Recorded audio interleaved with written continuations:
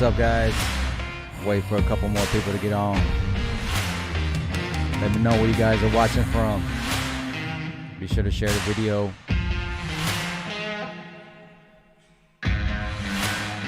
Hit that like button.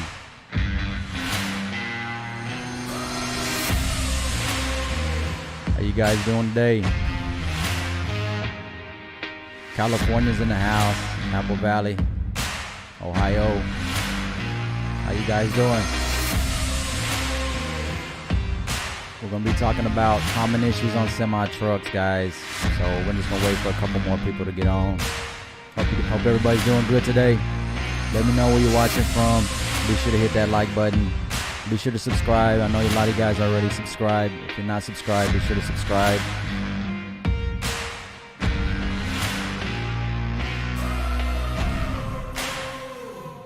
Out of California. Big in California, huh? Dallas, what's up? Dallas is in the house. Michigan. Oh, Michigan. Lubbock, Texas. Edward joins Florida. What's up, Florida? Hope you guys all doing good. Houston in the building. What's up, Houston? Let's get this show started. Here we go. What's up, guys? I appreciate everybody joining us today. Let me get some of this extra audio I got in the background down. Appreciate everybody joining us today. We're gonna get some more videos in the shop. Don't worry about that. I've been working on getting this the new shop actually completed, so we can get moved. So I appreciate you asking about that, GS. We're going to get some more repairs going on. I'm really excited about that. But there's still a lot of information that you guys can get from these videos. So this is why I'm doing lives. And today we're going to be talking about common issues on a semi. I know you guys have seen my common issues on the Pacific videos of each platform. But today we're going to be talking about all semis. So why should you take our advice? We've been working on these platforms since introduction. This includes, DD15, Cummins ISX 15, X15. We have experience with Volvo D13 and PACCAR MX13s.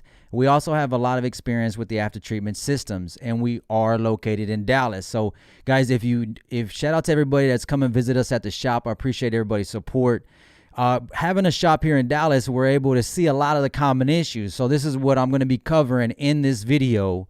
So if this is something that you're looking for, if you're looking at getting a new truck and getting into this industry, and you're interested to know what's the most common issues, this is what we're going to be talking about today. Shout out to everybody that's joined us today. Gave you guys the update on the new building. Been pretty that's been taking a little bit of my time to get that actually wrapped up, but we're super excited. And I'm moving forward, as I mentioned before, that we're going to get moved into that building. So I appreciate everybody joining us. Today, we're going to be talking about after-treatment systems. Guys, if you don't want to watch the whole hour-long video and what's the common issues, so the topic's going to be after-treatment systems. That's going to be the most common issue that you're going to have with these after-treatment systems. And a lot of people are probably going to be asking, hey, you know what, delete. And we're going to be talking about why delete is not an option, okay? Not a good option at this point, where you're looking at how much you're going to be spending on these cheap deletes, as some other videos that I've covered before. I don't want to get too much off a subject, but what we're going to be talking about is how the best practices to avoid these types of failures. So we've talked about preventive maintenance, and we talked about using experienced shops. This is what's going to help you avoid having problematic trucks. Now, if you're buying a truck, or if you've already bought a truck that has problems, that has bad maintenance on it, then this is something that you might have bought into, okay? When I brought up deletes a while ago, and the reason why we haven't singled out, hey, deletes is an option, is because the quality control. There's no quality control on what type of deletes you're going to get. It's kind of like your next fill up you get at your next fuel stop, you would get a free delete. These are the type of deletes that you'll be doing on your investment, which is your truck. So this is kind of why I say that deletions is not that good of a solution, not that best of a solution. the quality control is not in place. It's not that good for your investment. So the best practices is what we're going to be talking about is as I mentioned, is PMs, preventive maintenance, following your OEM, making sure that you're actually staying up to date. And that's what we actually do at our shop. We stay up to date with troubleshooting procedures, the correct repairs. A lot of times that when drivers actually purchase trucks, for example, you purchase a truck from a dealer, if the PMs, the preventive maintenance, have been neglected that entire time, what you can buy into is something that is probably not giving you a check engine light right then and there, but when you start actually putting it on the road and putting that engine through some stress, then you're going to actually start seeing where the readings are incorrect and you can have some issues. Detroit is now saying, and I've mentioned this into my other videos, and these guys, a lot of you viewers have voiced this before in the past about washing the filters. Now, this is the new techniques that Detroit has actually recommended that I've tried to update with you guys before on the videos here just recently. But you got to understand, there's still a lot of users out there that still believe that just the bake and blow is going to be efficient or enough to get the filters clean. So they're baking and blowing them and still running this truck, or not even baking and blowing them, going past that and turning around and selling the trucks. So this is where you can have some issues. And unfortunately, the only really solution to this, if you have an after treatment system that's been seen by an experienced shop, and I really voice experience, and we're really working to really expand our services more so that we can reach out to more of you guys to be able to give you guys our services, because we understand that not every shop is going to be able to work on these trucks.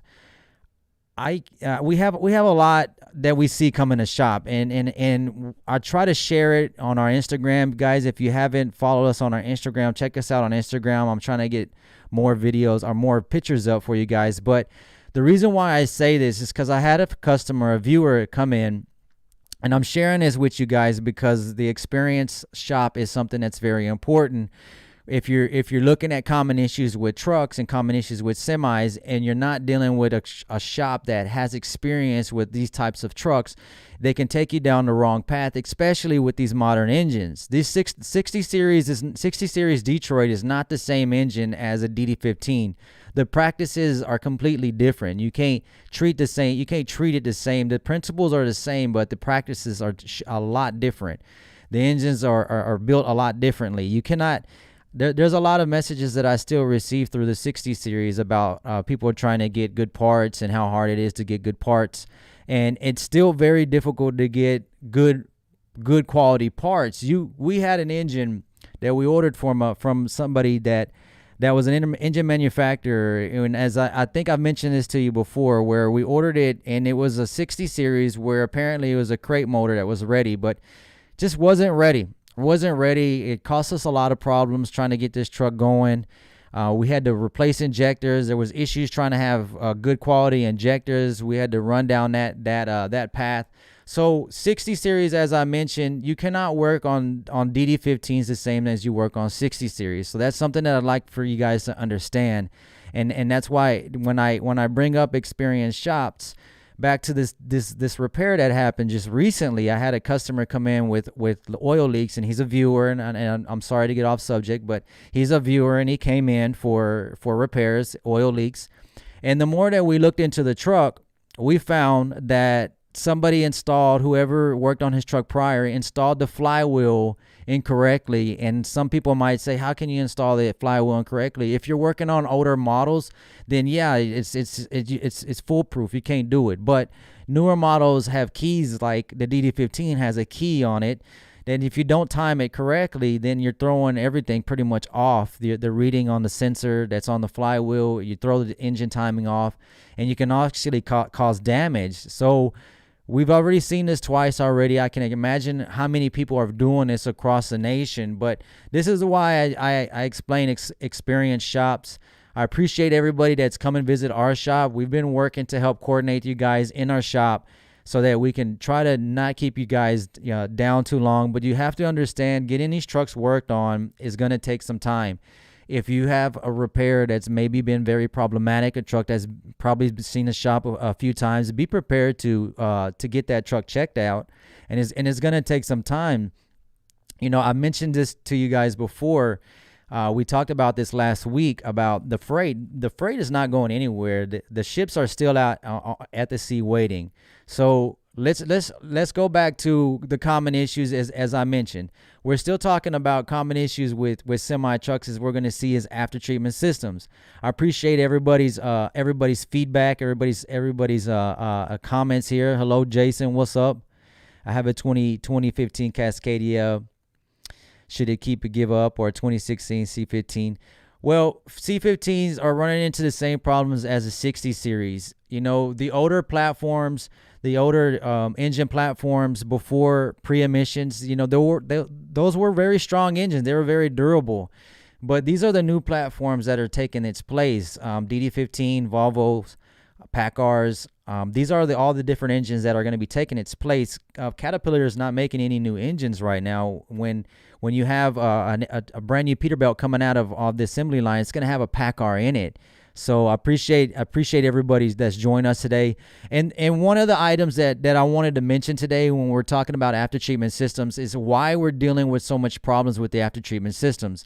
So common issues are going to be the after treatment systems. All right, the only solution is preventive maintenance. All right, we know that deletes are out there and deletes are options, but there's just no real good secure way to get it done without either not being able to re-register. I see a lot of guys come from California. I know that's probably some issues out there, but what I would suggest is just keeping up with proper repair practices. So if we look at the newer ways to get these filters clean instead of baking and blowing them, which is not efficient, it hasn't been efficient for a long time.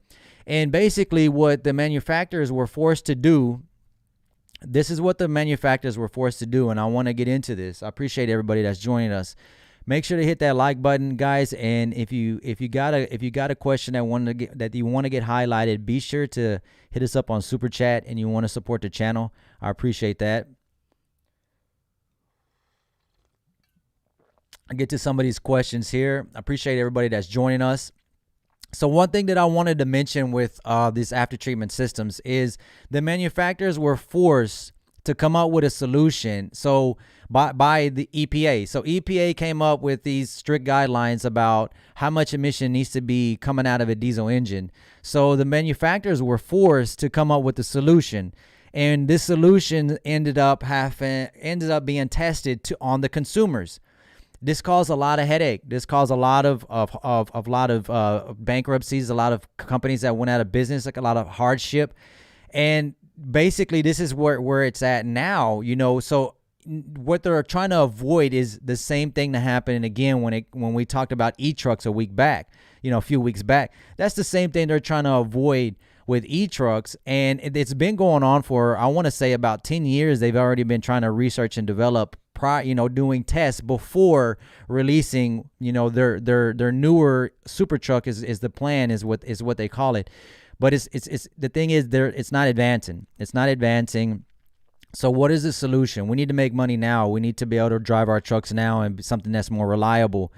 Instead of getting these filters baked and blown, then we need to get these filters swapped out with new gaskets and everything, reset with somebody that knows what they're working on, somebody that has familiar with the truck that you're working on.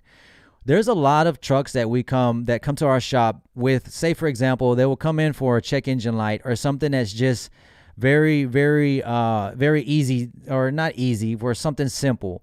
I have to come in for a brake issue. They come in and we were able to find so many issues, and it's not something that, hey, you know what, hey, we're trying to scare the driver, but this is why I say it's very important to schedule your time in and coordinate time, because if you come in for check engine light and it's something that's problematic, that's going to take some time. Okay, that's something that you're going to have to coordinate with the shippers, the receivers, the drivers. That takes a lot of coordination. Okay, so that you can't just, it's not like an on and off switch. So without knowing what's going on with your truck, you have to give yourself a good amount of time. So I would say about at least 5 days to figure out what's going on. And in that meantime, you get a whole inspection checked out. And I'm just kind of listing our procedures, and we don't want to rush through procedures, and we don't want to rush into buying these used trucks, and we don't want to rush into buying equipment that can give us some headaches. And this is why I continue to do these videos, to try to educate everybody on what we're seeing as well. So when we're seeing inexperienced shops, we're trying to repair these trucks, and then we're actually finding other issues with the trucks. It ends up kind of all coming together, and this is where I'm trying to share this information with you. Do not buy trucks that either could have maintenance history, a bad maintenance history on them, or if you don't have a maintenance history on your current unit, I would suggest getting into a maintenance program or ASAP, because if avoiding maintenance is only going to offset your costs or put your costs later or even more. For example, the DLC that doesn't get clean, or the DPF that doesn't get clean, is going to keep getting packed with soot and soot and soot. So what you would spend on getting some filters replaced, getting it reserviced, getting everything reset, clean, and back to work, you're going to be able to save. So if you keep pushing, you could actually ends up having issues with your DPF filter and your one box system, or even if you're in a Volvo, you're having to replace the whole system. It ends up costing you more money. So you're not really saving any money. Idling is very, very big, guys. Be sure if you're buying a truck, if you're buying a truck and it's coming from a system that's been idle, somebody that's been idling for a long time. I've mentioned this to you guys before. Do not idle. Idling is just going to end up packing up more soot, building up more soot throughout the whole system. An idle, you're not getting a clean burn. You're not getting a clean burn. So everything that's not burning is going to end up building up more soot. So I appreciate everybody that's joined us today. I see everybody's comments. Appreciate everybody that's on us today. Appreciate everybody hitting that. Make sure to hit that like. We only got 13 likes going on. We only got 13 likes. And let me know what you guys think about, EPA. As I mentioned, when we talked about e-trucks a while back, and we talked about how EPA is forcing, the restrictions on us to be the emissions being this way is just kind of tough. It's not very coordinated, because it forced, as I mentioned, it forced the manufacturers to test run their products on our system or on our consumers. So who is there to blame? Do you blame the government for pushing EPA to create such strict standards, or do you push the manufacturer, or you blame the manufacturer? The manufacturer wouldn't have done it if it wouldn't have been pushed by the other. But it's not really trying to find a blame game. It's really trying to find a blameless resolve, a resolution. So this is kind of why we share this information with you guys about what we do to keep these trucks up and going on the road. We avoid the idling. This is going to be the main problem that you're going to have, is after treatment systems. Even if you're buying a truck that has come from a team that says, oh, we've kept up with maintenance, think about how much time that truck has been running with a team in it. That's going to be a lot of idling, a lot of buildup, a lot of soot buildup. So just think about how much time that's going to end up taking to really actually end up having to just replace those parts. There's not really any just cleaning. Some of these filters that are being backwards washed is not even are not even going to be useful anymore until you put them back in the truck and you start having more issues. It's just tough. I know, and then every time it's going to be just the actual the after treatment system. Okay, when I say after treatment systems, this is where the faults are coming up. But you think about if the maintenance wasn't kept up on the truck, for example, oil change is not being done. If you're pushing your oil changes too far, then you're just creating more soot, and you ends up not getting, say for example, you're not changing out your air filter as well. You're going far on your intervals. Your engine's going to end up creating more soot. You're idling. You're not following your recommended OEM procedures, and then the truck gets passed on to somebody else, and then it's somebody else's problem. You make it to a shop. The shop's going to do their best to try to figure it out the first time if they have experience. They don't want you to replace everything, but it's going to take a few visits to get those things figured out. What I would recommend with you guys when it comes to best practices for these costly repairs is PMs, preventive maintenance, use an experienced shop. Inexperienced shops can be costly. Do not blind buy as well. If you're buying trucks, do not blind buy them.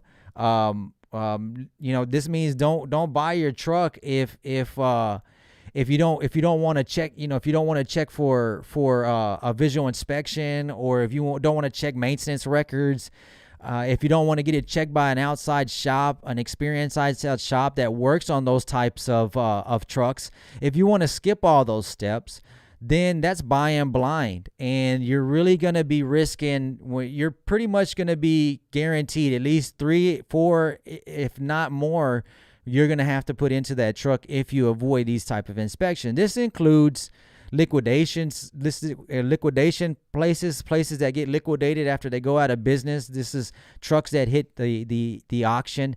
These aren't good trucks to buy, and those are very hectic areas to buy because it happens so fast. A lot of it happens online now. A lot of this bidding stuff is happening online, so it happens so fast. So you don't even really get an idea of what you're buying, and you think you get a good deal, and it's a liquidated company. You got to think about it. When a company is liquidated, that means they have to sell every asset that they own to pay whatever debt that they owe.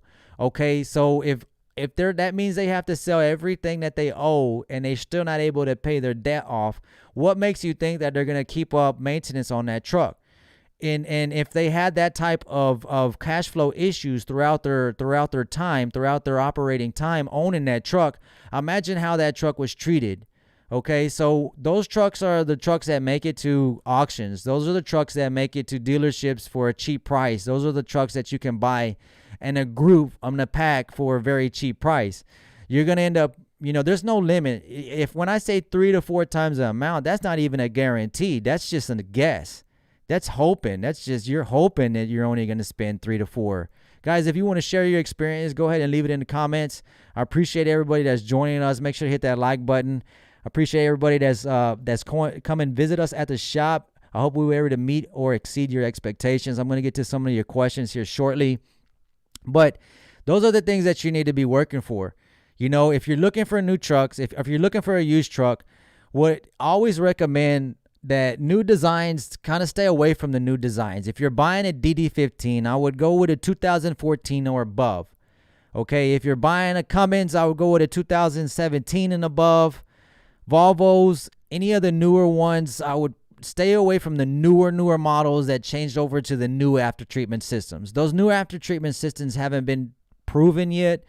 Their older aftertreatment systems are still in use now, and they haven't been too problematic. So what I've always recommend with new platforms and new equipment is they're always going to have that test phase. Just like I mentioned with the aftertreatment systems, and what the manufacturers were forced to do when the EPA asked them to make these engines, and they had to test the consumers. It's the same thing. It's going to be the same thing. So this is kind of why I mentioned whenever it's something new. 2017 with ISX 15, I know that's 2017. Well, they had a lot of updates. The new DD15, the newer ones have all the updates. 2014, before the auxiliary turbine, they got rid of that. I mentioned that before in some of my videos. If you look at one of my older videos where I had an engine out that had the turbine, I believe the turbine is on it. If the turbine's not on it, then that they got rid of that. They were trying to make it more simplified so the engine can be just more efficient. They're trying to make it, they don't want to add too many more components. So when you see a manufacturer like Detroit remove something like that, and then you see another manufacturer add it, then you can kind of see where that's going to end up down the road. So those are the truck. Pack cars are pretty good engines as well. I really like their really strong durability platforms, but the only thing that I would say is they're not very comfortable to work on. They're very tight to the frame, so the clearance is very tight, and the parts are not going to be that cheap. It's kind of like having pretty much a Peterbilt engine, so the parts aren't that cheap. I A lot of you guys have called, or I've seen a lot of messages about the 60 series and a lot of praise on the 60 series. And as I mentioned before, it's very tough to get good 60 series parts. So this is what I'm going to continue to say with 60 series and any manufactured engine or actually any engine that's not manufactured anymore. If it's not manufactured anymore, that makes it that much more difficult to find quality parts and to be able to keep that truck on the highway. A lot of these modern engines are keeping up with fuel mileage. A lot of these guys are getting really good fuel mileage, and you guys just got to follow what OEM recommends. Do not idle these trucks. Idling these trucks is what's going to kill your after treatment system. So, and another thing I would like to mention that I see with common problems besides after treatments is, of course, and I've seen it, is the fuel systems. As you all know, a lot of these newer models went with higher pressure fuel systems, including DD15. Volvo came around, not Volvo, I'm sorry, with Cummins came around after Detroit with their high pressure fuel system. Volvo is still running with their same fuel system. They do step up the fuel pressure on the actual valve in the actual injector itself. This is why it's important to get all the injectors replaced. And even with any high pressure system, it's starting to get more and more crucial to keep these injectors replaced. Don't rebuild an engine at 1,000,000 miles and keep the same injectors and expect the same performance, or run 500K, 600K, 700K on a set of injectors and think you're going to get the same power out of those injectors. It's not going to happen. So those are just really good items that I kind of see as well. Is the fuel quality is this is I know I said another issue we're talking about fuel, and I'm going to the high pressure fuel system because the high pressure pumps is what I see fail a lot more often than they should, because OEM, when I say PMs and OEMs, I know there's controversial on the oil. Don't follow the oil, guys. I know I say follow OEM, but I mean everything else with the valve adjustments, with the your drivetrain, your after treatment system, your DEF filter, your air dryer, all that OEM. That's everything needs to be done. Okay, the only thing I would say, if you are doing long intervals for your oil changes, make sure to read the fine print and do your oil analysis as well. Do not just do one and think, hey, you know what, I can do 50,000 miles because OEM said. OEM's already showed you that they're testing stuff on us. Okay, so look at the fine print. It says without a oil analysis is recommended. It's not recommended without an oil analysis is basically what it says. So I would just keep that in mind, guys. Just keep that in mind whenever you're running those long intervals. Don't go that far is basically what I'm mentioning to you. And also the fuel filters. I don't like how, if you're going to replace your oil, I suggest 15,000 miles max. If you're going to do 15,000 miles on your oil filters, go ahead and replace your fuel filters as well. Fuel filters are even worse, are even more crucial, okay? More critical, because you got to think about it. Oil, at least oil is in a container, or it's clean. It should be clean. Some people buy their oil out of each gallon per gallon. Some people buy it out of bulk, but in general, it's in a clean container. Okay, with fuel is usually underground. You can't really see the fuel where it's coming from. So what happens is there's a lot of condensation that ends up getting in this fuel. So what ends up happening is the fuel is not enough. There's not enough lubricant in the fuel to lubricate the fuel pumps. So that's why you see so much failures in the fuel pumps and the different changes and designs over the fuel filters just to try to protect these pumps. DD15's changed it with their fuel module. They went to the 2 filter instead of the 3 filter. We've seen the changes with Cummins on their high pressure fuel system. So this is just another thing that we see common is fuel related issues driven by the fuel pump, usually by a fuel supply issue or so contaminated fuel. We have a guy that's actually at the shop. He's had a lot of injectors failed, and he's been to the dealer. He's come back, and we've been troubleshooting, and we see that he's had low pressure on the high side. So it seems to us that his fuel pump is pumping efficient. So that's something that we're looking into now. But it's just the amount of pressure that's put on these fuel pumps is extreme, guys. So changing your fuel filters is very important. I would do that at 15,000 miles. Don't wait. Go 50,000 miles on your fuel. And why I seen comments in my previous videos about, hey, we run a fleet and we're changing oil changes at this time, and we're having oil pumps or fuel pumps go out at this time. And it's curious because you want to see what type of fuel you're getting. A lot of these fuel stops are not going to be testing their fuel. So I appreciate everybody that's joining us, everybody that's online today. Make sure to hit that like button. Let me know where you're watching from. If you got a question, be sure to hit us up on Super Chat. I appreciate everybody's support. If you'd like to support the channel, be sure to hit us up on Super Chat. As I mentioned, we're moving right along with everybody. If you guys haven't heard, we are not moving into our new building yet, but we are still servicing at our old location. So be sure to coordinate with us. And be sure to take your time, guys. We understand how much pressure is on you guys, but just understand nobody is going to replace you guys right now. So take your breaks, take your time, do your rest. Think about this. I'm going to share this story with you, and I'm going to move on to some of these comments. My uncle, shout out to my uncle if he's watching. He's been helping up at the shop since we've been open, day one, bay one. When I say bay one, day one, and we had one bay. That's how long he's been with us helping. And so the other day he came by and he was telling me about a trip that he had coming back from Freightliner, going to which is one of our parts vendors, and going back to our shop, which is 20 eastbound, going southbound on 45. So he was following a truck, and guys, I just want to share this with you, just because it really kind of shook my uncle, and I kind of saw it in him. And this just goes back to taking your time, and this freight ain't going nowhere. The backlog is endless. So my uncle's behind this guy, and he comes around the corner going down south on 45. And the guy, we don't know what happened. He doesn't know what happened, but he drifted off into the road and ends up hitting the pillar that's in the middle of the highway.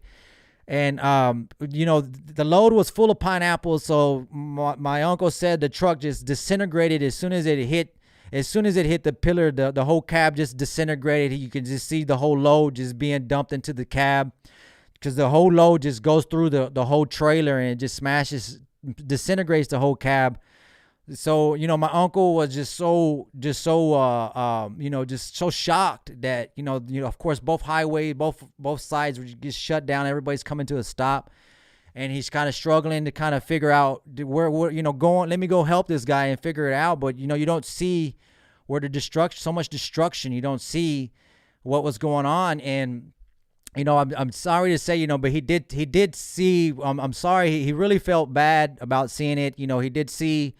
Unfortunately, that driver was lost, and I'm sorry that my uncle was really moved by that. And guys, I don't know what the guy's story was. I don't know if he was Russian. I don't know if he wasn't. I don't know. I'm just saying that this freighting is not going nowhere. These brokers are gonna call and push us all day and have this load there till tomorrow. That's never gonna end. But when you see an accident like that happen, it's just kind of like, it's not really worth that load, not to be able to make it home. So guys, just keep that in mind. I didn't mean to be too far off on the subject, but that's something that just happened recently. You can look it up on 45. It was an accident that happened on 45 just about a week ago. Thankfully nobody else was hurt. Both sides were shut down. Nobody else was hurt, but just take your time, guys. We understand if you come in our shop and you have a load. Just what I would suggest is, when I say coordinate your repairs, is coordinate with your broker, coordinate with the shipper, coordinate with your dispatcher, coordinate with your company. Let them know, hey, don't schedule anything on me until I let you know my truck is ready, because the loads are always going to be coming in. They're not going to stop. It's not going to stop. As I mentioned, if you check the video out that I shared, the information that I shared last week about the backlog, it's there. It's continuously be there, and it's continuously to grow. So it's nonstop. Shout out to everybody that's been online with us today. Make sure to hit that like button. We got a lot of likes. We got people from Canada. Appreciate everybody up there from Canada watching us. We understand how EPA is everybody's trying to get back and cut down on this on the emissions. So we see that. Where's the and what in the shop videos? We're gonna get back on that. What's in the shop videos? We have a cameraman that's gonna be starting with us next month as well. We were actually already scheduled to be in the shop in our new building at this time. But you know, back when I look back at it, and I look back about how much time it took and how much time it has taken us, you know, we look back in 2019 or 2020 is when really the pandemic really kind of pushed and made deadlines really made delays is what I meant. Made delays all over the place. And that's something that's rippled throughout all sectors that hasn't really completely played out. And one of them was construction. The delay is something that rippled throughout our whole sector. Even transportation is still adjusting from the changes from this. That's something that we don't really want to talk about because there's the fatigue of it so much, but it's just the new reality that we're in. So, and in this new reality that we're in, the most common issues that you're going to find is after treatment systems. So what I would suggest you do is to schedule your time, coordinate your time to get your truck checked out. Drivers are valuable, guys. You're not going to be replaced in the next decade, guys. So take your time. Take your time. Take care of your health. Make sure you're trying to eat right. You know, our bodies haven't accustomed to so much eating, guys. So if you're not that active, keep up with your calories. Keep up with what your intake is. Don't be eating so much, and you're not being too active. What's up, Adan? Saludas. Tulsa's in the house. What's going on? I don't mean to skip over everybody's comments, but I was checking these out right here. It would be right here. The new one's coming up. So I appreciate everybody that's joined us. Running at let me see, 1770 is safe, DD13 10 speed. So I appreciate that question. He's asking if running at 70 miles per hour is safe on a DD13. You know, it really just depends on what you're pulling. The actual torque load, you want to be where the engine is actually running at not at a really strain. You can hear it in the engine as well. And this is something that I wanted to bring up earlier. A lot of the drivers that are experienced, you're going to be able to hear where your engine is going to be running the most efficient. If it sounds like it's really straining and it's really high pitched, that might not be a good RPM. A lot of these manufacturers, some of these manufacturers, I should say, have where they have green, yellow indications on where you should keep your RPMs and whatnot. Those are really helpful if you're not really familiar with how your engine needs to sound. And when I mentioned at the beginning of the video of how long we've been working on these modern engines as DD15, the DD15 that replaced the 60 series, I remember back when the 60 series, this is pre-emissions, we were working on 60 series pre-emissions, of course. And when emissions actually started being added on to 60 series, I noticed the differences in how the engines were running. You can hear it. You can hear the tone. The difference in the tone was completely different. It sounded kind of like if you would hear a pre-emission 60 series and you would have it running perfect, it sounded so smooth. But whenever you would have a 60 series, it would be EPA 07 that had the after treatment system on it, that had the updated head that was taking more metal out of the head.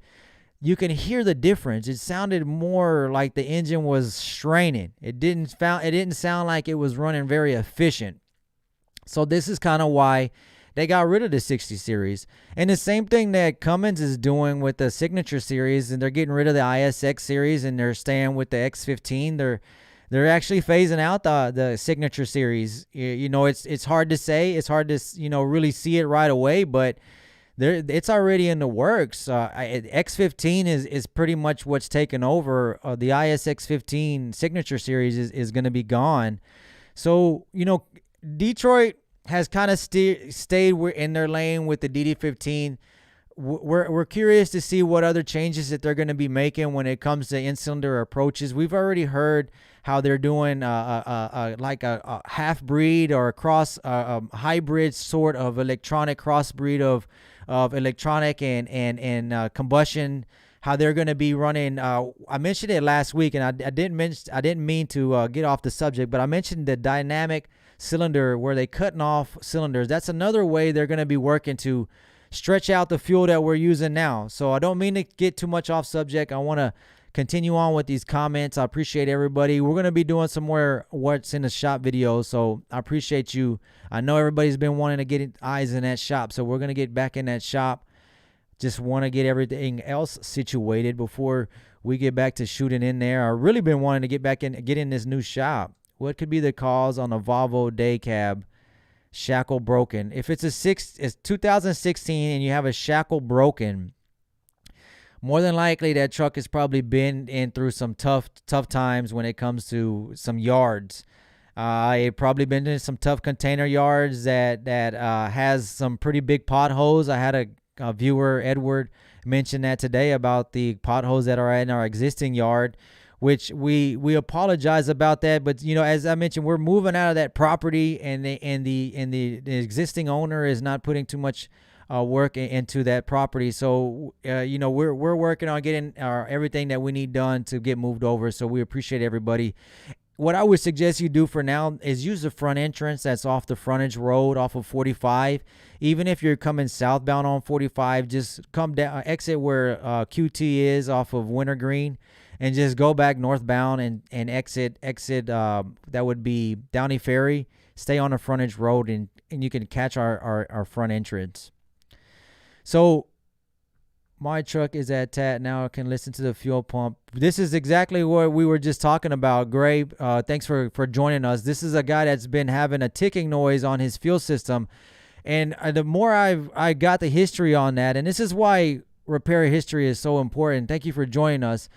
When you're repairing a truck and you listen to the history and you get everything about the history, the repair history, everything that I've mentioned about buying a used truck, and you look at, for example, this particular incident has a injector replacement multiple times with this same ticking noise, and we're seeing a low pressure on the high side system. So this is a suspect that he has a faulty system, a faulty fuel pump. And the reason why it could be this way is because that ticking noise, say for example that injector's already open and it's waiting for that fuel to be there.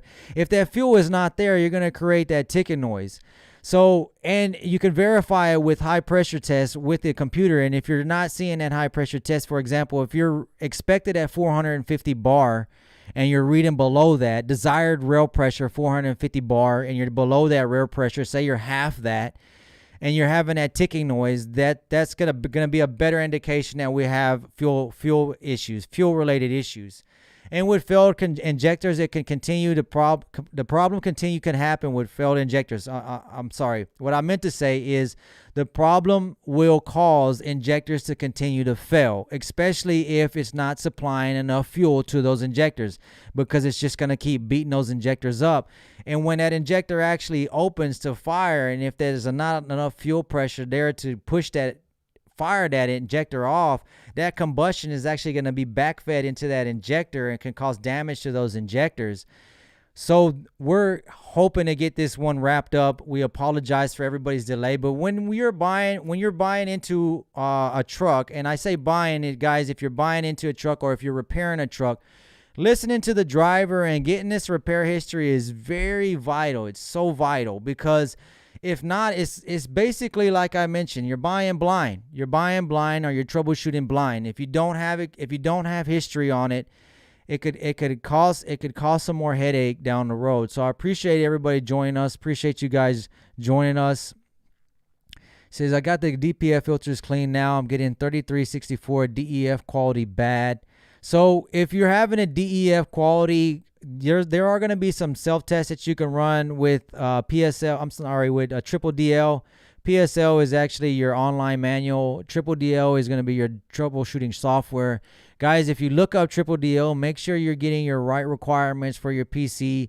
when you're running those softwares. You're not going to be able to run just a little cheap PC to be able to run that actual software. So when you're looking at Triple DL, you can run quality control tests. You can run tests to verify what's going on with your after treatment system. If it is not going on, if you're dosing correctly and you're having issues with conversion, then it's a possibility you could have some issues with your NOx sensors.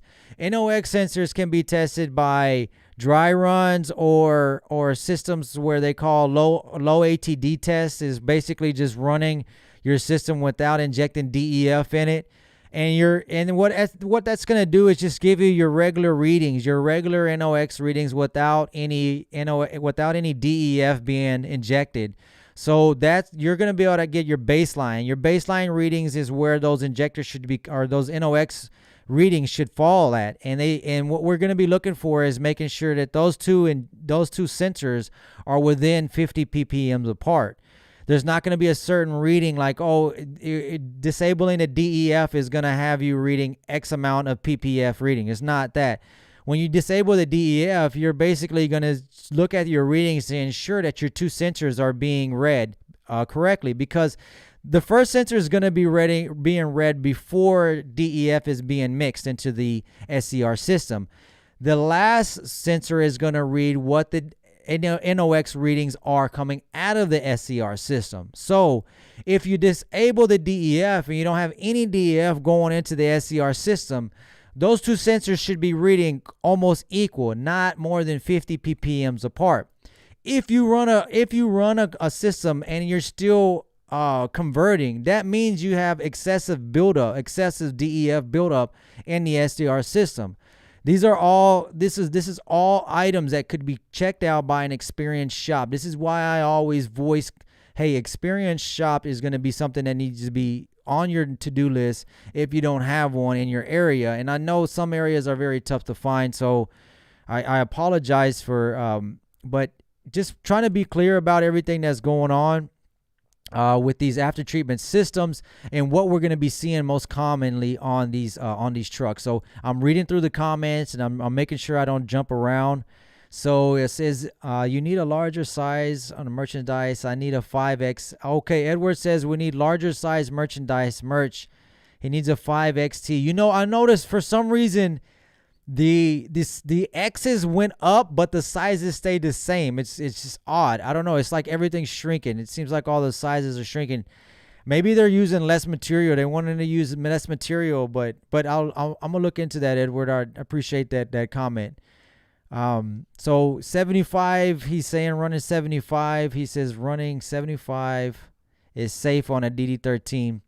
I didn't mean to jump off of that question, and I told you I was going to be jumping back from the questions. I covered what's commonly seen on these semis, so I kind of wanted to cover some of these questions that on the chat that was here earlier. And he was just asking about what his truck is best idled at. So I think I covered that when you're hearing what your truck is running at. So hopefully you can take that into consideration. 2016, he's got 500,000 miles. I did oil change every 500K. How often should I add fuel additives, and which one do I recommend? Okay, so a good question. I would recommend anything that's going to be adding lubricity or lubrication to your fuel system. And you want to be able to change those fuel filters out at 12K as well. As I mentioned before, you don't know what type of fuel you're going to be getting at these locations, and it's very, I mean, it's tough. You know, you think you're going to get the same fuel at one location, and you're not. So I'm talking to a sponsor that may be interested in sponsoring us. So hopefully they'll be interested in sponsoring us. And I want to look more into what kind of backing they have on their products and how often how available their product is. So I don't want to mention too many ones that I haven't researched myself. If I was in the market for a fuel additive, I would look for something that adds lubrication, as I mentioned, and that's not going to be making your fuel too thick. Okay, make sure wherever you're fueling is a good spot. Okay, installing an APU is a start off to avoid DPF issues for idling too much. Exactly, Mendoza. Thank you for that comment. I appreciate that. Do I disable adaptive cruise control? Adaptive cruise control, we do not disable if that's part of safety, we won't disable anything like that. I have a 2015 Freightliner Cascadia DD15, about 550K on it. Should I keep it or give it up? At 550K, 2015, what's the issue with it? Are you having issues at 550K? Be sure to do your maintenance. I would have already changed the DPF filter if you haven't done that yet. Change your DEF filter. Get those sensors checked out, your intake sensors, all that, because that gets built up with soot as well, and it's not on any of your OEM recommendations, but we always check that at our shop. But changing it out for a C15, I probably wouldn't, just because C15s are just no longer manufactured. If they were manufactured and they were still in the game and they were up to date with emissions, then probably I would, maybe look into a 15. But since they got out, then I probably wouldn't. Sup, man, new listener and love the content. I appreciate that. Make sure to subscribe. And guys, if you're not subscribed to my channel, be sure to subscribe. I can see analytics on who's not subscribed to the channel and who watches the video, and there's a high percentage of people that are watching the videos that are not subscribed. So be sure to subscribe, guys. Be sure to subscribe. Let me see what else we got. What engine is recommended for new owners? Caesar, I appreciate that comment. For new owners, I always recommend do not buy blind, okay? If you're going to buy a DD15, I would go with 2014 and above. If you're buying a Cummins 2017 and above, stay away from the newer model Volvos 2020, 2018, 2019s. That's when they went with the newer after-treatment systems, but anything below that is good. I would say 2018 and below is good. You would be good with Volvo. PACCAR is pretty solid engine as well. Maintenance history. Do not buy blind. Buying blind is not looking for maintenance history. Buying just because you think it's a good price. Not getting it inspected by an outside shop. Those are items that can cost you in the long run. If you're buying a truck that is going to be cheap, as I mentioned before, and you buy blind, be ready to spend 3 to 4 times the amount. So be sure to be ready, guys. Don't skip out on that. Everybody that's joined us today, appreciate everybody that's joined us. Let me see if I could swap it out. Let me see. Let me give you another angle here. I guess I'll give you guys another angle. What you guys think about that angle? I guess that's just a double view of myself. Everybody that's commenting here. This is the comments here that I'm kind of the ones that are here on the side is ones I'm trying to follow. Appreciate everybody that's joined us today. Got everybody that's hit us up. Everybody that hadn't hit that like button. Make sure to hit that like button that's watching us. What would cause let me see if I lose my spot here. I didn't lose my spot. I talked to the owner operator that was recommending. All right, check out those engines. Do not buy blind, Caesar. That's what I was wanting to mention. ISX Cummins. The Signature Series is coming to be extinct, guys. So keep that in mind. That's ISX Signature models coming extinct. Buy an international ProStar Diamond Renew. What do you think? Okay, I'm not too fond of international. I don't really like what they did with their engine, how they did their consumers, and their whole truck is pretty tough to work on. We work on internationals. We'll work on internationals. We work on ProStars, well, with Cummins in them. It's just not that ideal platform. I guess they're trying to be more like keeping their system in priority. So, but 2012, that's a high year model for that particular international. I probably would not go with that there, Caesar. I thought you would maybe bought it, but that one's going to be coming really cheap. So any international ProStar that's that cheap at that year model, definitely not. What would cause a shrill noise when the turbo gets about 20 psi, but only under heavy load? It's not the turbocharger, cooler, or CAC. I replaced them already. It sounds like you have a leak somewhere. If it's only happening at high boost and it's a squeal noise, that's a boost leak. So we do a boost test with depending on what platform you have running Ace. We do a boost test where we put a boot on the turbo side, intake side of the pressure sensor of the. I'm sorry, I was looking at the looking at over here, everybody that's live over here. Everybody hit that like button, guys, and make sure to subscribe to the channel. And if you want to support the channel, make sure to hit us up on Super Chat. 20 psi, we put a boot on the intake. If you check my boost leak pressure test or low pressure test on a Volvo, we put a boot on it.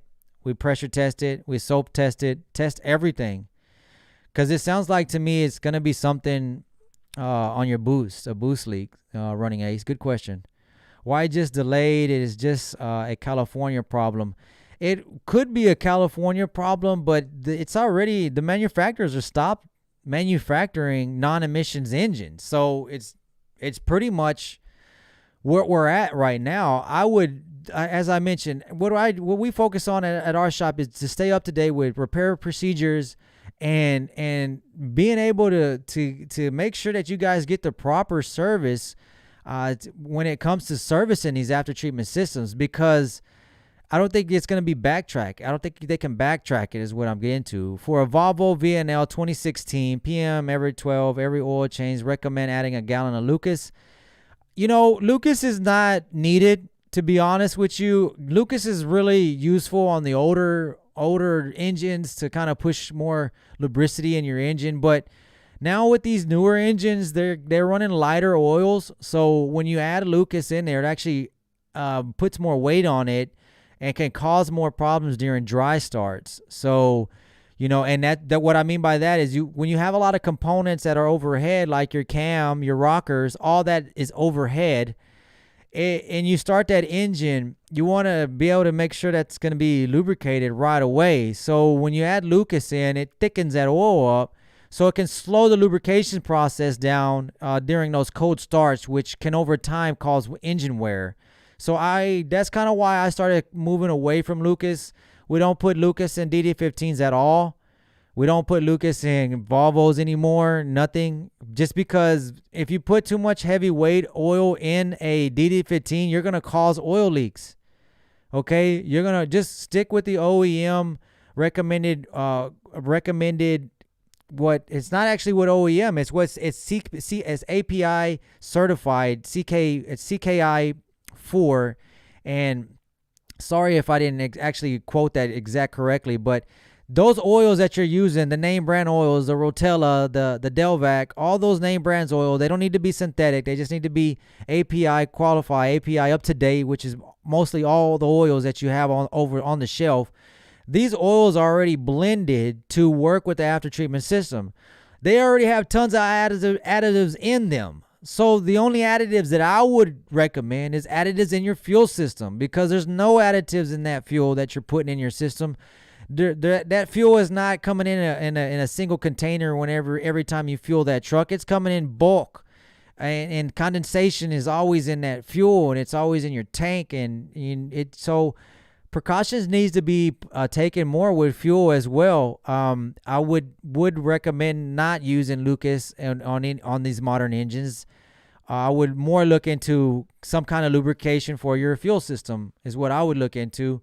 And good job on the 12K, because if you want to go longer, guys, go longer, but run your oil analysis. Don't do it and run your oil analysis.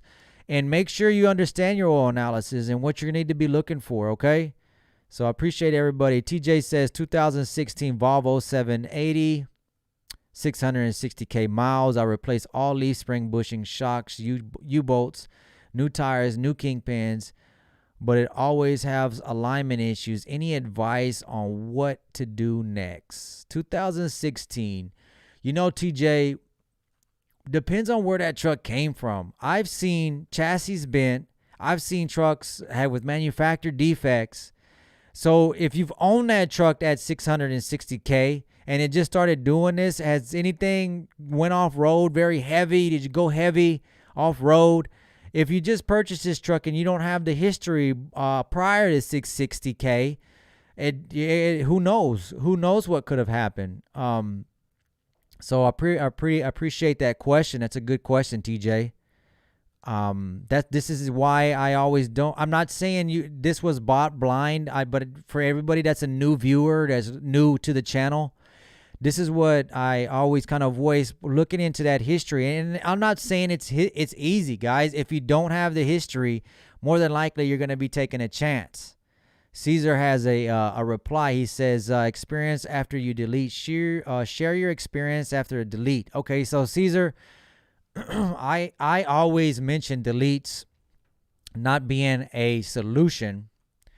I always mention deletes not being a solution just because of the lack of quality control. There's no control in the quality of the tune. Basically, a tune, and guys can check this out in my other videos. Basically, all a tune is an older ECM calibration overwritten on a current engine model. Okay, I'm sorry if I was trying to explain that. Probably didn't explain that correctly. It's an older calibration program on a modern engine's ECM is what I meant to say. So if you have a modern engine, a newer engine that has an up-to-date program, what they're doing is getting an old, out-of-date program and rewriting it over this newer style engine, this newer platform. They're not replacing the engine and giving you an older engine that's non-emissions engine. It's still an emissions engine. So what happens is these tunes get duplicated over and over again. So everybody goes and tries to sell you these tunes at a cheap price, and it's really just not a smart investment for your truck, especially if you don't have a lot of history or a lot of experience or quality control over this tune. If there's history in the tune and you want to take that route, we don't do any modifications on after treatment systems. Everybody knows that. So that is my experience with these after treatment systems. So this is why I don't suggest you do it. And another item I want to share with you is that we see a lot of repairs that come into our shop, low power complaints, guys complaining about low power. Hey, my truck doesn't make any more power. Okay, so when we look into the history, lo and behold, a lot of the times when it comes to low power and low mileage, there's a delete in place. So when a delete happens, usually it happens over time where it actually causes the issue, because the engines are going to keep running with a delete. It's going to seem like everything's fine. But it's going to take time for that overfueling to actually take effect. It's going to take time for that overfueling and all that fuel that's being dumped into the system. So to create that extra horsepower, it's going to take time for that to build up over the top of the cylinder, right where the head is. And when that soot builds up, it's like rock. It's very hard.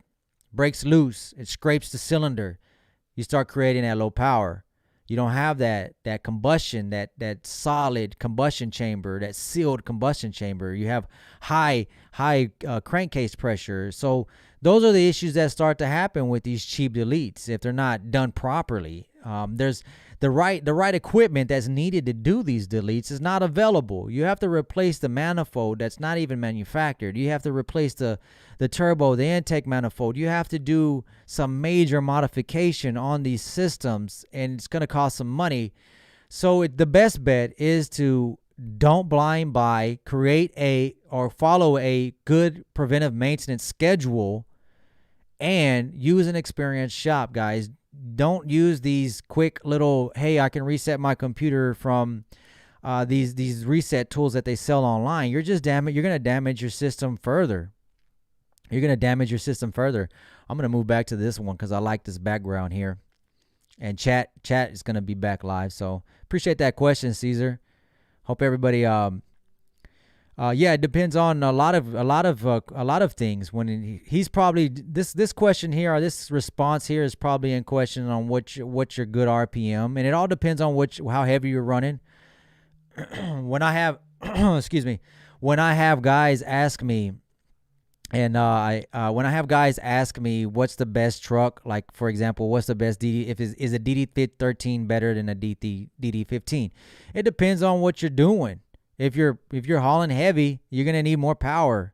If you're hauling heavy, if you're going to be pushing that truck at its max, not all the time they're going to be able to run at its max for the longest. So keep that all in mind. If DPF is deleted, does idling still cause issues? Well, it just depends. If if you have a deleted system, any kind of idling is not going to be healthy for it. It's going to cause, and even if you don't have an after treatment system, you're still causing that excessive soot in the chamber. So yes, excessive soot will still happen. Burning it off after you get out of there maybe will help it. You try not to idle is just going to be ideal for these larger engines. If you want longevity on them, it's just not, they don't ever say, hey, idling is going to be good. Is it $60K to replace a DEF system? Henry, that just depends on what system it is and how bad it is. If somebody's just saying, excuse me, if somebody's just saying, hey, you need to replace your DEF system and they don't have like very solid logic behind it, then I would question it. If they don't want to repair the system and they're saying it's your DEF system, if your truck is having excessive soot or creating excessive soot and they're just telling you to replace your DEF system, then I would question it. Anytime you replace something so large like that, guys, shout out to everybody that's joining us. Make sure to hit that like button. And man, I'm talking away today. I can feel it today. A lot of talking today. A lot of practice. So anyway, guys, make sure to hit that super chat. I'm over here talking my head off over here. Hit that super chat. Why do some trucks pull heels if they're on flat ground and other trucks struggle? It just depends on the, what. If the truck cannot pull the heel, that means something's going on with the truck. A truck should be able to pull the heel without issues. Okay? As long as you're within a spec, if you're within towing spec of that truck, it should not struggle to pull heel. If it is struggling and you're a do-it-yourselfer type of guy and you want to try to get that figured out, start with your fuel filters. A lot of times these fuel filters are going to get clogged up. A lot of times these trucks are going to get clogged up. So Henry, 60,000. I don't know what what is that going to include? That's pretty much overhauling the whole DEF system. I don't know who quoted you that. One box system is not going to cost you that. If a DEF and a one box system, it shouldn't cost you that much as a truck, Henry. So I'm not verifying 60,000 is what an after treatment system replacement is going to cost. So yeah, I didn't mean to scare you like that. If you want to be more specific about what you're asking about, I'll be. But no, not that is not going to be something to check out. Okay, do you think the 2019 Volvo Cummins 14 diesel conventional? I think I saw this question on one of the videos, and are you sure it's an ISX? If it is an ISX, it's a signature model. Oh, appreciate that 5, Henry. Appreciate that 5 over here. Go buy me an OJ orange juice to getting over here, rasp over here. Appreciate that. So ISX signature is being out, is being outed out. On any truck, I'm not saying don't buy an ISX. ISX are still strong engines, but on any truck, I think this price that you mentioned said it was like $90K. If that's market value and that's the best, if that's the best truck you're going to be able to come across and you've done everything that I've mentioned, you're not blind buying, then I would say that's not a bad buy. If that is market value, I don't know what a 2019 is probably going to go at 400,000 miles. You got to understand as well, at 400,000 miles, DPFs need to be replaced. So that needs to be done. Okay, so you got to factor that cost in. You got to factor the DEF filter, the air dryer, all that needs to be done. The overhead valve adjustment, all this needs to be done. If you avoid and you just buy this truck and think, okay, you know what, I bought it at this, it's still going good. I don't have to. I don't want to have to do any more maintenance. It's not going to happen. You're buying it at the maintenance interval. You're buying it all that. You said $93K. Okay, so I would discuss this maintenance that's coming up, this interval. All the DPF cleaning, the air dryer cleaning, the overhead valve adjustments, the DEF filter cleaning, DEF filter replacement. On those Volvos, actually that's got a Cummins engines. Be very specific about those DEF filters. Those DPF filters are very problematic. DPF is what I meant. DPF filters are very problematic on the Cummins. Very problematic on the after treatment system. So make sure that that truck has a solid maintenance history, have records. And you can also, with Cummins, what I like about Cummins is you can do a abuse history report. Very useful, very useful. It's got a lot of information in there. It tells you if the truck's ever been ran hot, if they ever lost coolant, if it's ever ran with low oil. So appreciate that. What's up, MMT Garage Band? Thank you for joining us.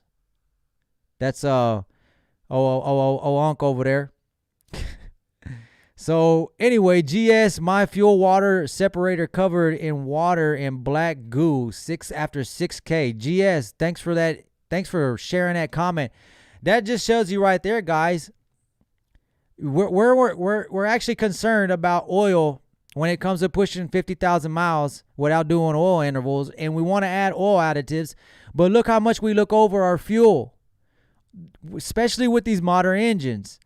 Modern engines are going to use fuel to lubricate their high-pressure fuel system, as I mentioned before. Appreciate everybody that's joined us. Henry, shout out again. Thanks, Henry, for that $5 super chat. I'm going to give me an OJ after this live.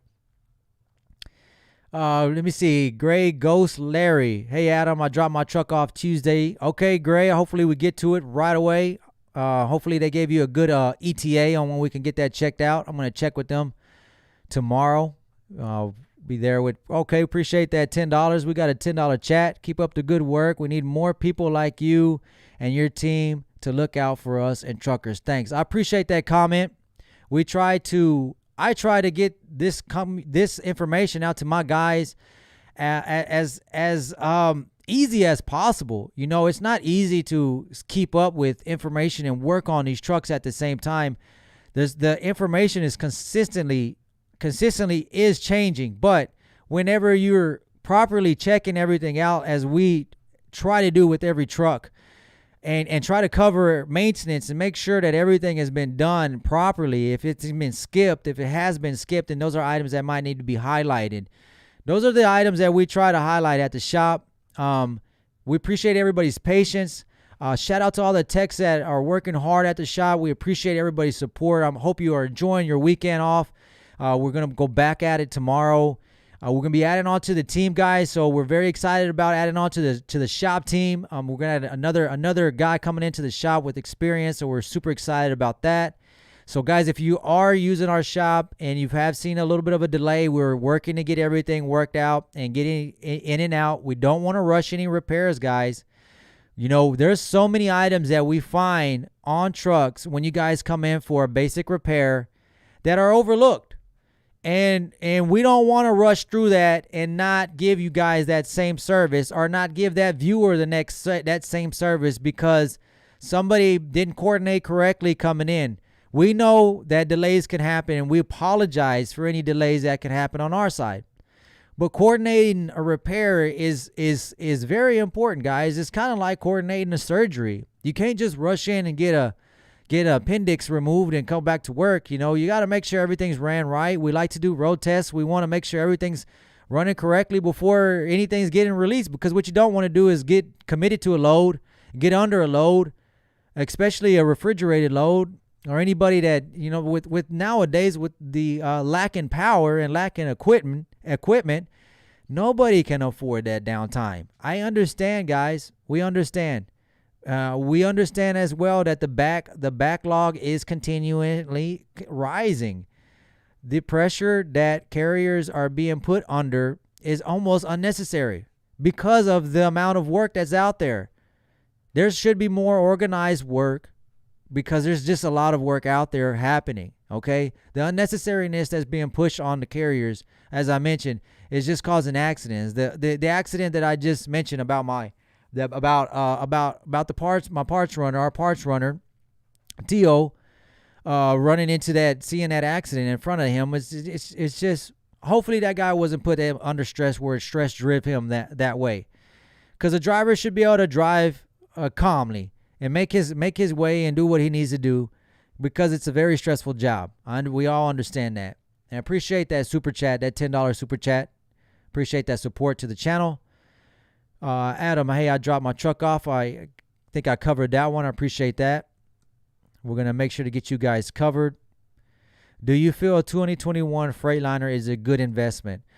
George Murray, you know, if it's coming from a pack that came in, that's a pack of them that are ready to go, I would say yes.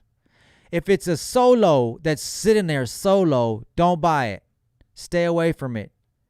Because the thing I'm going to tell you, if you watch my last live and I talked about the update on the trucking industry and how much the manufacturers are so behind on filling these orders for their customers that the customers are ordering more trucks than they need just to try to get some of their orders in.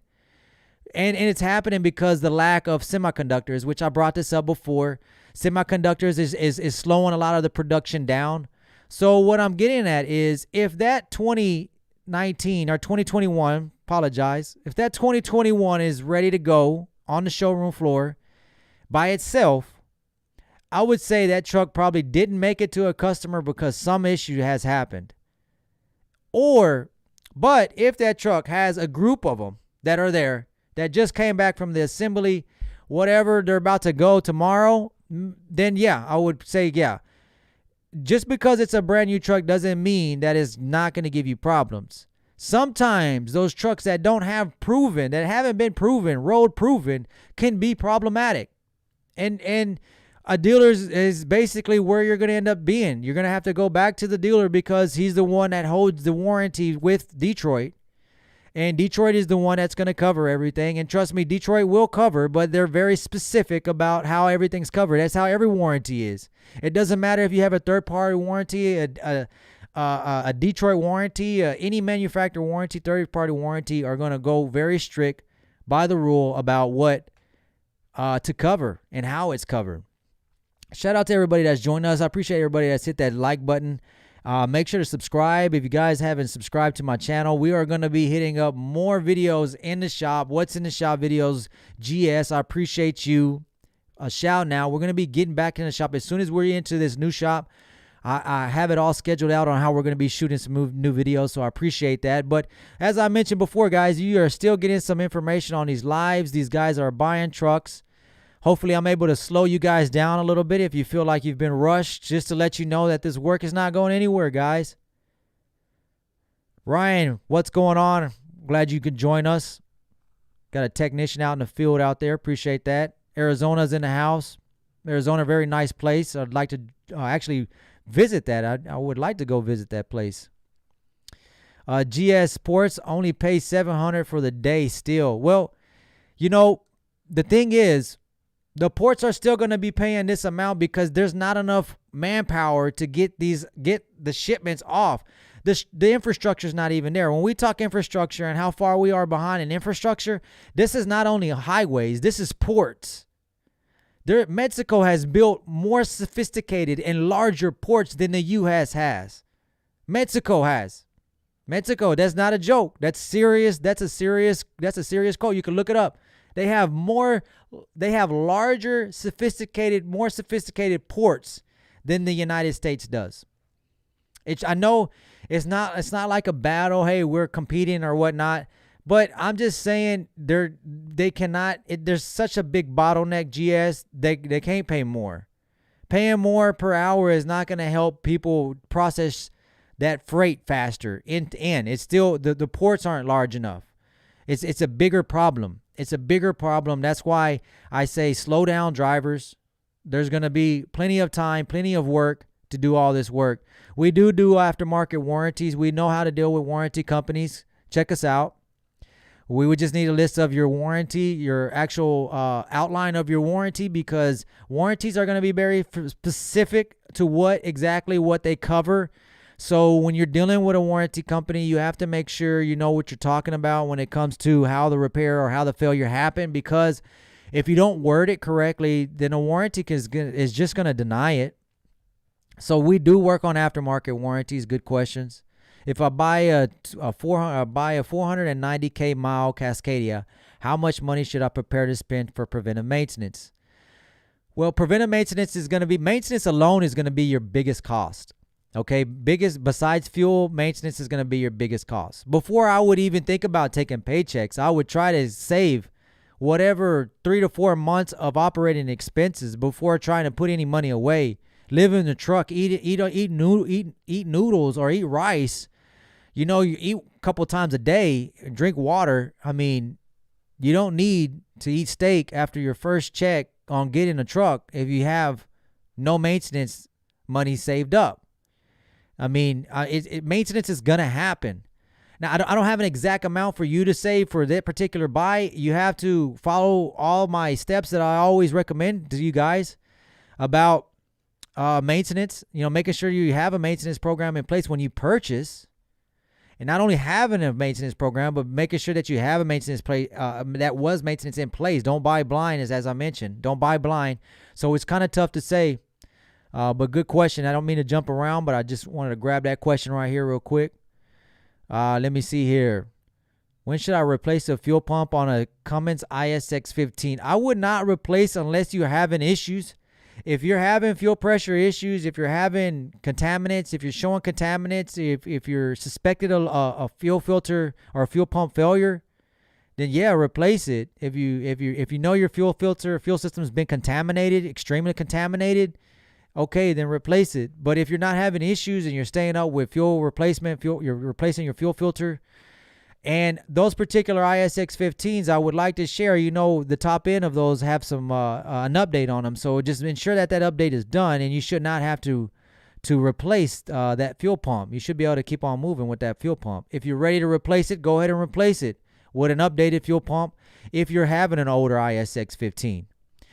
I just give me a little bit more information. How many miles, what year model. If it hasn't been updated, I'll be able to point you a little bit better direction on that ISX 15. Signatures getting replaced by 15s. Keep that in mind, guys. What's up, Adan? Saludas from Arizona. Hey, how you doing, Ruben? Thanks for joining us. Ryan, what's up? He says Ryan's answering the question there. Are you having an issue? That's the same question I'm having. If you're not having an issue, more than likely you don't have to replace it. GS says using too much fuel on a higher RPM seems same at speed. Well, if you're having higher fuel consumption, you're going to have some issues. Could it be aerated fuel? Could be boost pressure. It's something that's not running right if you're having higher fuel consumption. I always like to keep up with MPGs. MPGs is a very good setup. I was reading that question here. MPGs is a very good baseline to follow whenever you are buying a truck, or you want to keep up with your truck's performance, is what I'm trying to get to. If you say, for example, you have a good solid MPG, 7, 8 loaded, whatever. Then you notice after a while you have a dip in your fuel mileage. So what ends up happening is you notice, hey, I got MPG issues. What do I need to do? I need to get a truck checked out. First, let me change my fuel filter. Let me make sure my air filter is not clogged up.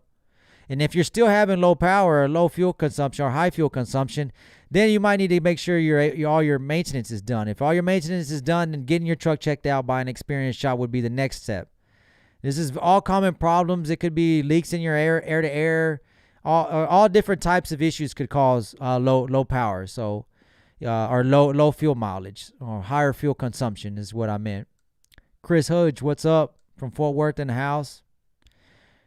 I could listen to the fuel pump is what Gray. Yeah, we shared that, Gary. Gray, I'm ready to get that checked out. Ghost Larry, get that checked out for you.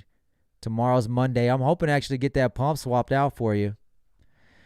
Ryan says you'd be looking at a boost exhaust issue or overfueling of injectors. As long as you're good pressure, the pump is fine. Okay, yep. Appreciate that feedback there, Ryan. Ready to get Larry out the shop. Appreciate you joining us, Larry. You did not miss the party. We're all still here. Appreciate that. Got another super chat here, $2 from Truck Driver. Appreciate that. $2. Question. Oh, here it is. Making a shaka sign, and his sign is cool. Oh, I appreciate that. That's his emoji. It's explaining his emoji. I thought it was a question, but it's explaining his emoji. Truck driver, appreciate that $2 super chat. We're just about wrapping it up, or I'm just about wrapping this up because we're almost about an hour and a half. So I appreciate everybody that's joined us. Brooklyn, New York is in the house. Big time New York. I wonder how it is getting around in New York. I see a lot of the shops in Dallas are getting pushed out of the Metroplex. Like they're actually getting out into the more commercialized area. Got my DPF filters clean. I think I covered that question. If you still have DEF quality bad, run your self-test with your triple DL. Is it worth deleting DPF EGR million? Don't want to spend money on a new truck. Well, I tell you what, deleting at any time is, if it don't have a solid delete, it's gonna be. If you don't have a solid delete, you don't have a solid place to get it deleted, it's going to be risky. If you have a solid delete, somebody that's going to guarantee you power, think about what you're going to be doing to that truck at its million-mile. Where it's at its life expectancy, we're going to be shooting a little bit of steroids in it a little bit, or shooting it up with some like I said, shooting it up with some steroids, putting shooting some ether straight into it. Starting it out with a little ether, shoot some ether up the hill. I'm just saying, if you've gotten this far doing what you're doing on that truck, I wouldn't change much, especially a delete on that high mileage. You can cause more strain onto the engine, and you can cause more damage to the engine. If you've already made it that far, I wouldn't change too much. Ryan says SCR efficiency could also be bad if the NOx sensors are good. If you have high soot levels coming out of your truck, if you have bad filters, you could have NOx conversion efficiency issues. This is why it's important to keep up with maintenance and make sure you're buying a truck that has been kept up with maintenance when it comes with the after-treatment system. Sharing your information when it comes to repairs, as well as Mr. Larry has done with his extensive repairs. We're kind of already singled it down to a fuel pump, especially with the high pressure not making that. So share your maintenance history that you've had with your truck, with your shop, whenever you go in for repairs. That's gonna help the whole situation. Nick says, can you do it yourself, pressure wash DPF, or it's too much risk in terms of potential damage? Well, Nick, you're gonna run into a few issues. Okay, when it get to a point where you need to clean your filters, you're going to have to reset readings on your computer. Okay, so that's going to cause for you to have an actual diagnostic software, whether it's PTT or triple DL. You have to reset, or inside, you have to reset the computer when it's time for the filter to be cleaned. So even if you decide to clean the filter yourself, you still have to reset the computer. Okay, not only that, so getting these filters off and getting them on, it may seem not as tricky as you think. But taking these off and putting them back on and ensuring that there's no leaks, making sure that everything's running as it was when it was put together, can be challenging at times. Okay, so I would not suggest this type of work being done yourself. We pull filters off, but we don't even clean them in-house. We actually outsource the filters because they're using solutions and ways to collect all this soot that we don't have in place, and that we don't want to get involved with when it comes to environmental regulations, to be able to trap all this soot that they're wanting us to that you're having to trap and dispose of and deal with. So it can be very messy. It can be very messy.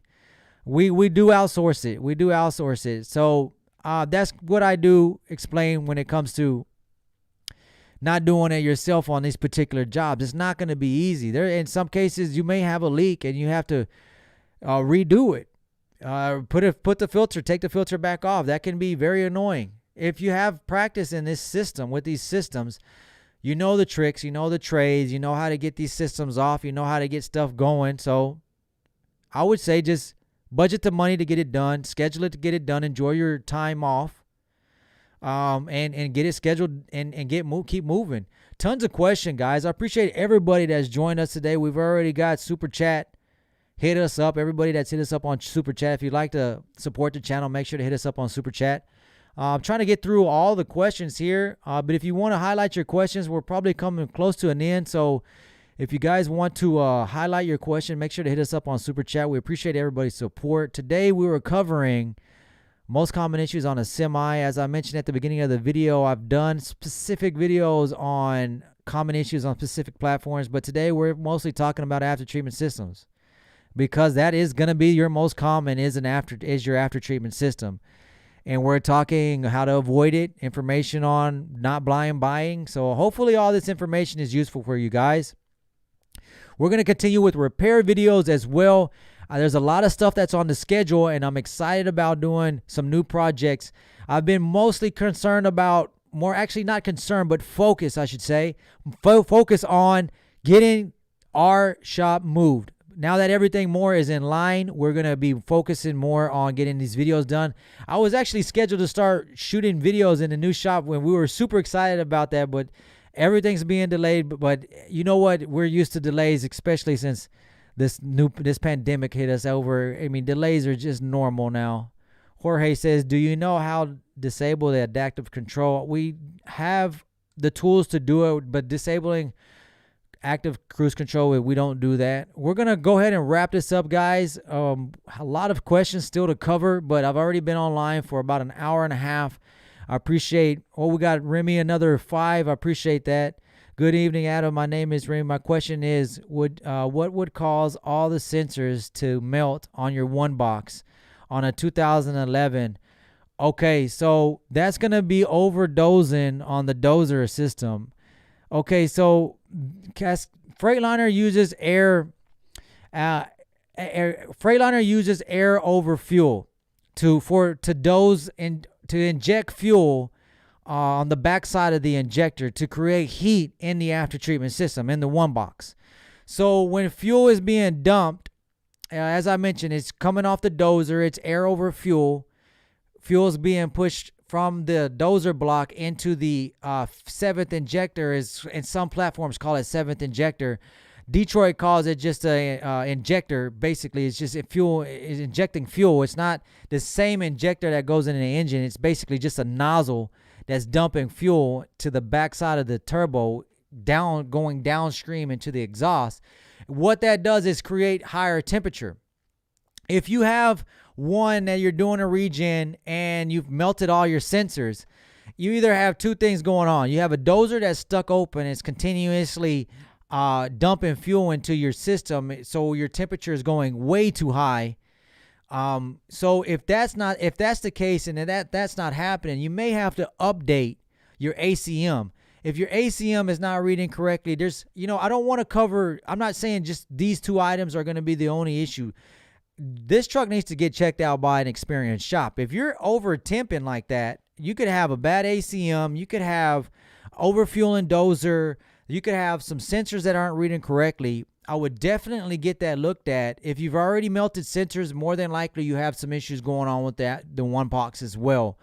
Unfortunately, I'm sorry to hear that, but that's happened to me years ago when I was first dealing with after treatment systems. I remember we've had a truck that was doing that, and that was the issue. It was the dozer block that was continuously dosing fuel. If you're familiar with triple DL, you're able to look at dozer fuel pressure during a regen. You're able to look at the actual temperature. If you're seeing temperature climb and continuous climb during a regen, you're able to abort that regen. And I'm going to get to that one question there.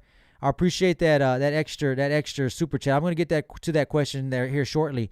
But this is why it's important to take your chop to an experienced shop, because when you're looking at that regen and you're seeing that temperature rise, you're seeing that temperature go over the threshold, over the 1,000, 1,100 degrees. You don't want to go too much higher than that. And you see you're rising to the 1,200, 1,300 degrees. You got to abort. You got to abort that, and you got to figure out what's going on with this system. Why is it creating so much heat?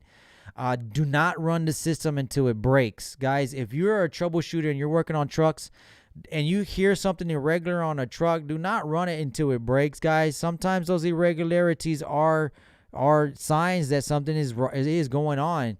Take, for example, Mr. Larry that had his injectors failed, had to replace his injectors. We got his injectors replaced, had his system failed, after treatment failed. We replaced his after treatment system. There's still something that's just not right. We're trying to run the truck, but we still know that something's not right. This is now we're looking into the fuel pump, and lo and behold, we see that fuel pump is not meeting desired fuel rail pressure, and that's just an indication there. We knew that something's not right. We don't want to release this truck like maybe a dealer is going to do, and the same thing is going to happen again. So, guys, this is what I try to bring to my channel. I hope this channel or this view or this video today has brought in some information that you guys can use later on. And I really would like to keep staying on. There's still a lot of information still coming in, a lot of questions, but I'm already going on for an hour and a half. I would like to enjoy a little bit of the weekend before getting back to work tomorrow. I add power service, fuel additive once a week. It's fine. Or how often I would follow anytime. This is for a super chat. He's asking about his fuel additive. He's adding it once a week. When it comes to additives, I always recommend following OEM or following the recommended dose. Some of these formulas can be used in different applications, so you want to make sure you're using the right stuff, the right application. Don't try to steer clear from anything that's not going to be working for you. Appreciate everybody. Keep your 7th injector and DEF clean. I appreciate that. Everybody that's coming in. There's still some viewers on, but we're going to wrap up today. I hope you were able to get some information and some knowledge from today's video. Guys, if you want to schedule an appointment, you can schedule us. You could schedule online at tatexpressinc.com, and make sure to just visit the Contact Us page. Or you can call us during the week. We are working with scheduler so we can coordinate you guys in an organized manner. But guys, make sure to coordinate your time in. I know it's going to take some time, especially if you have a problematic truck. If you have a problematic truck, expect a longer than normal repair time. If you guys want to get more than one thing done, you know that, keep all this in mind. 1 week might not be enough if you have a notebook of items that need to get done. So just coordinate with the shop. Let me know what we can help you with, and we'll be more than happy to help, guys. I appreciate everybody's support, everybody on the channel, all the comments. Been trying to get back to everybody's comments, get everybody some more feedback. Everybody that's joined us today, as I mentioned, keep all the hard work. All our techs that are out there watching, keep up the hard work. We're almost in our new building. We got new guys coming in as well. Appreciate everybody's hard work. We gave you guys the update on the new break room. So everybody, we're gonna go ahead and wrap this up. I had a good day today.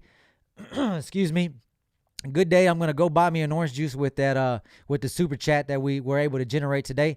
And until next time, guys, I'm gonna get a video out hopefully by this week. If not, we're gonna go live again next Sunday, and we're gonna go more topics on what you guys are gonna be looking for. I appreciate everybody's support. And until next time, guys, be safe.